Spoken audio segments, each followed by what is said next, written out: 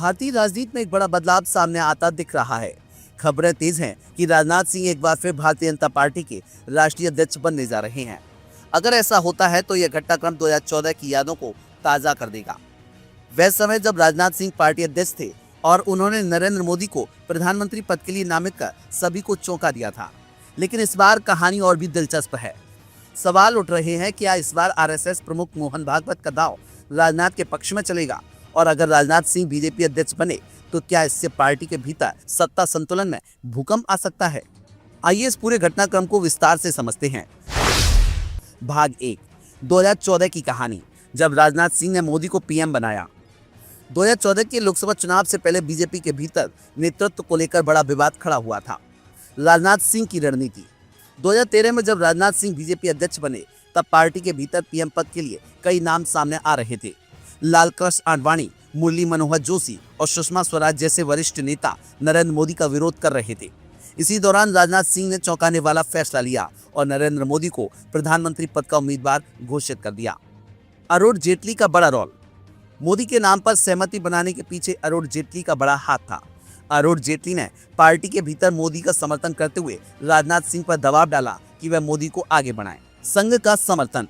मोदी को प्रधानमंत्री पद का उम्मीदवार बनाने में संघ का भी दबाव था। संघ चाहता था कि मोदी के नेतृत्व में बीजेपी को हिंदुत्व की मजबूत छवि के साथ आगे बढ़ाया जाए।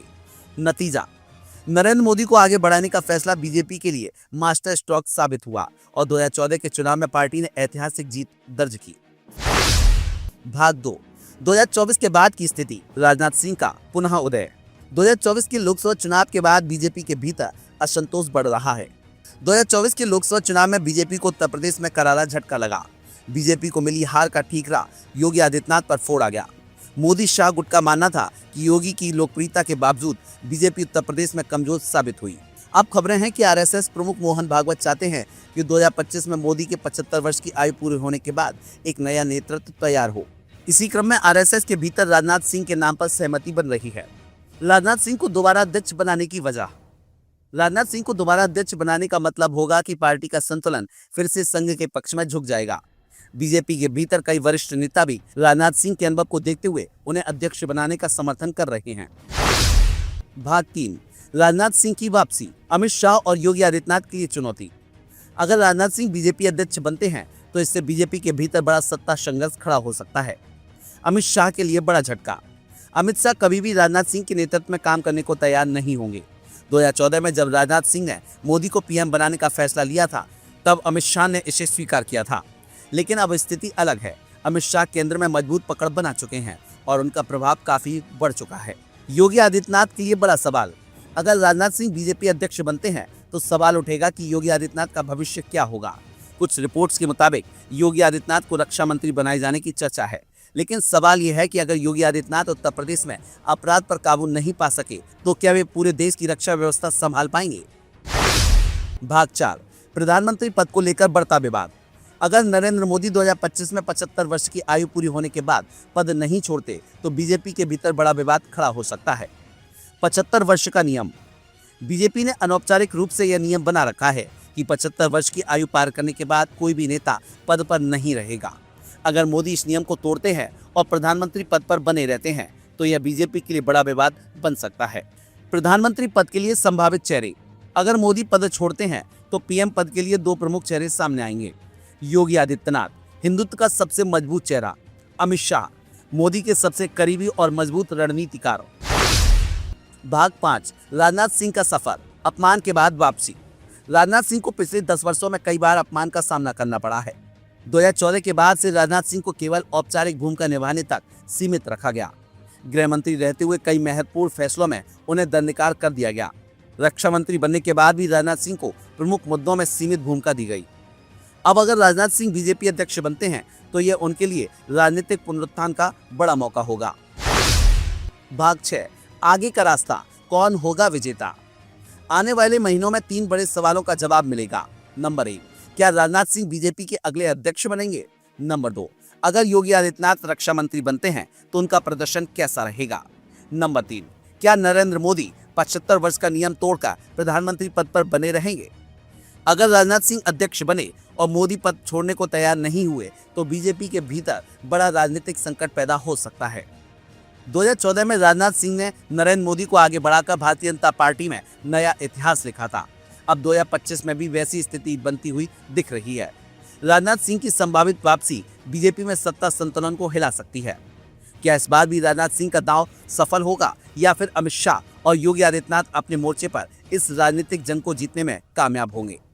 आने वाला समय बताएगा कि भारतीय राजनीति की शतरंज में कौन सा मोहरा बाजी मारता है।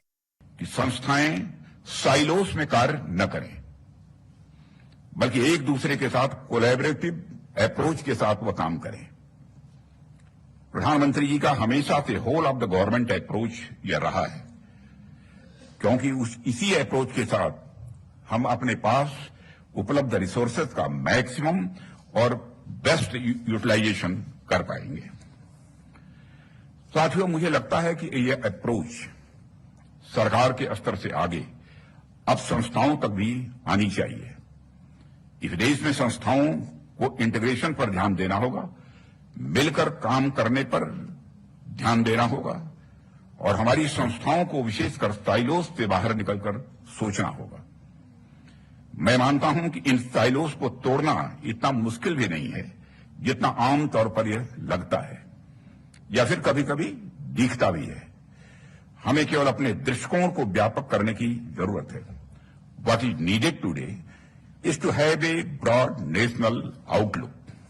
हम सब जानते हैं कि तवांग भारत के प्रमुख बौद्ध स्थलों में से एक है। पूरी दुनिया को अहिंसा का संदेश देने वाली उस धरती का भारत में इंटीग्रेशन भी बाब खातिंग ने अहिंसा के दम पर ही किया। इतने बड़े क्षेत्र को, इतने इंपॉर्टेंट क्षेत्र को बिना किसी हिंसा के भारत में शामिल कर देना कोई यह छोटी बात नहीं है। अपने आप में मैं मानता हूं कि बहुत बड़ी बात है और इन्हीं आदर्शों पर चलते हुए हमारे प्रधानमंत्री जी के नेतृत्व में हमारी सरकार ने जम्मू और कश्मीर का भारत में पूर्ण विलय किया और आर्टिकल 370 भारत के पूर्ण इंटीग्रेशन में एक बहुत बड़ी बाधा थी। सारा देश इस बात से अच्छी तरह अवगत है। हमने उस बाधा को दूर किया है और सबसे बड़ी बात यह है कि हमारे इस प्रयास के दौरान कहीं एक भी गोली नहीं चली, कहीं किसी नुकसान की भी कोई खबर नहीं आई है और यह बड़ी बात है। हमने सभी स्टेक होल्डर्स को ध्यान में रखकर पूरी सुरक्षा के साथ, बेहद शांति के साथ इस कार्य को संपन्न किया है। मेजर बाब खातिंग ने हम सबको यह बताया कि राष्ट्र की एकता और संप्रभुता हम सबके लिए पैरामाउंट होना चाहिए। हमने उनके इस आदर्श को आत्मसात किया और आज परिणाम हमारे सामने है। आज भारत एक नए रूप में हमारे सामने है। मैं तो यह भी कहना चाहूंगा कि यह तो बस एक शुरुआत भर है। मेजर बाब खातिंग के दिखाए गए रास्ते पर तो अभी हमें चलना शुरू भर किया है। अभी तो हमें आगे लंबा जाना है और दूर तक जाना है।